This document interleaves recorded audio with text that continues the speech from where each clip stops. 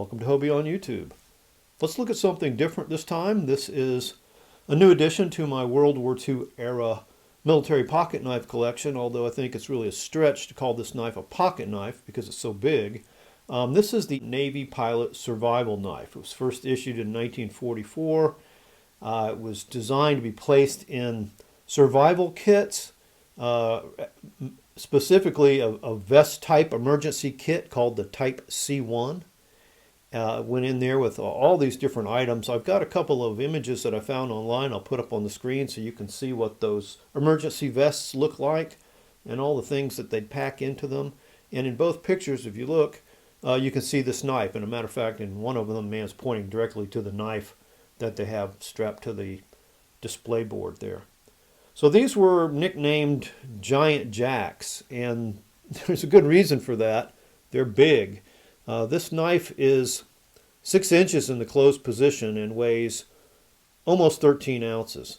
So as I said, it's really a stretch to call it a pocket knife, and I didn't buy one for a very long time because my collection is of World War II era military pocket knives. But it's in the book, so eventually I broke down and bought one. The book that I'm referring to is Michael Silvey's The Complete Book of U.S. Military Pocket Knives, which I've kind of used as a guide to build my little collection of military pocket knives. And these knives do appear in the book on page 163. He shows the 3 different varieties you could get. Some were made by Colonial of Providence, Rhode Island, and the blade is stamped that way. Some were made by United, company by the name of United out of Grand Rapids, Michigan. They're stamped United, GR Mich. And then some are not stamped at all.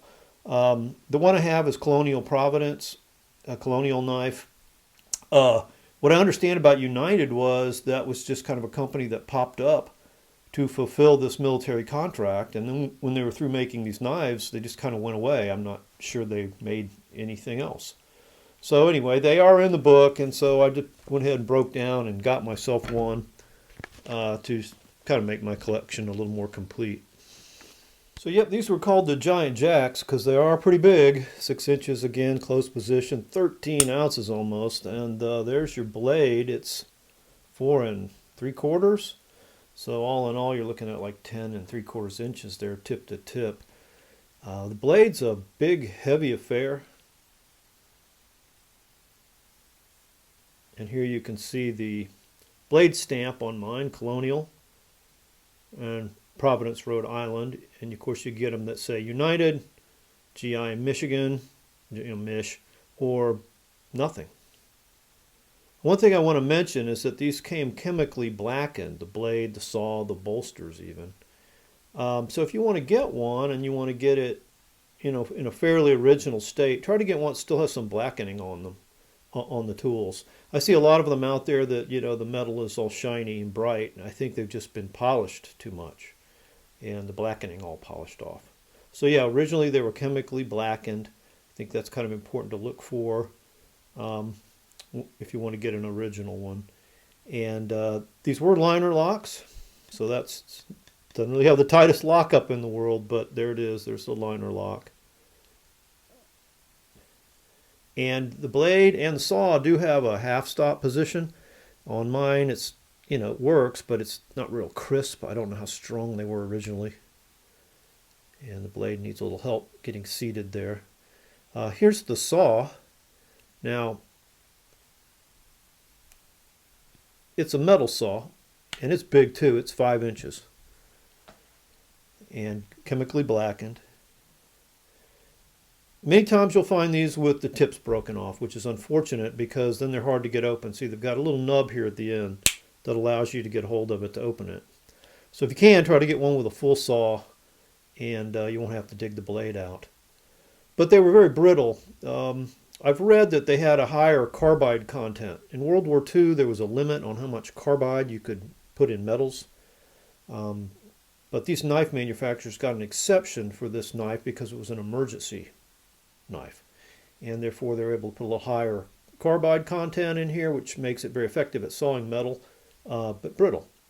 So that's what I've heard or read, just passing that along. Don't know how accurate all that is. Yeah, it's fortunate to get one with the full saw. I think that's important. Plastic handles, I'm really not sure what kind of plastic. You can see there they're grooved, knurled, and then screwed in place. They are pretty grippy. And, you know, they wouldn't give you any problems in a tropical environment or wet environment or anything. It's probably why they used this. It's either going to be probably celluloid or Bakelite. And I would just suggest, too, that try to get one that's got good handles. Sometimes they're shrunken, sometimes they're cracked. These are in pretty good shape. Whole knife's in good shape. You know, definitely looks used, corroded, but it's fully functional and pretty tight. So yeah, I'm happy with it. I just want to do a quick visual size comparison. So here's a pocket knife from World War II. This is a Camillus Army Engineers knife. And it's probably, what, 3 5/8 closed. So there you go, comparing the two. Yeah, it's quite a difference. So you can see this is not really a pocket knife. By the way, the Colonials also came with bales, some of them. I think they're harder to get, a little rarer. And those with bales came with a OD green canvas pouch. It's a little slot cut in the pouch for the bale to stick out. I guess the pouch would go in the survival vest. I haven't shown this knife on the channel yet. Let me just show it really quickly. I have done a video on these. This is a U.S. Army Engineers knife from World War II. They're pretty common, pretty easy to get. This is a Camillus, and you can tell them because they'll have steel bolsters and steel liners. This one says USA on the badge. That's for United States Army, not United States of America. And the Camilluses should have a 4-line tank stamp. Well, I had one and I did a video on it, but it was pretty worn, pretty beat up, pretty used. And I had an opportunity to trade it out, pay a little more to get this one, which is dang near mint. And so they're very hard to find in this condition. I kind of had a little trouble with that. I was thinking, well, maybe I'm giving up one that actually saw some duty, some service in World War II, for one that obviously was Army surplus and probably sat on a shelf somewhere for a long time. But at the end of the day, it occurred to me I really could not tell one way or the other what knife had been used where or how. So I went ahead and traded up for this pristine example so everybody could see what one looks like new when they were first issued. And boy, they were pretty. I mean, look at these bone handles. This one's really got great color contrast. It's as nice as any civilian knife from that era. And again, steel bolsters and bale, so no nickel silver in here. But just look at the condition of these tools. This is a carbon steel knife. This is just carbon steel that's never corroded. It doesn't even have any kind of patina on it, and no, it's not just been polished. Not that I can tell anyway. If somebody did, they did a fine job. And just look how new that looks. And then the main blade. How about that?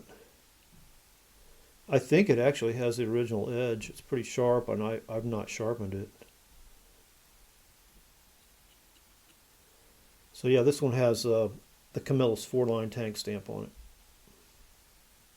So that's a peach of a knife. If you want to get a World War II military pocket knife, look for one of these. They're pretty easy to get, not too expensive. Pilot survivor knife. Went in the vest, the C1 emergency vest. It was for Navy pilots and I think Army Air Corps pilots to bug out with. Pretty cool.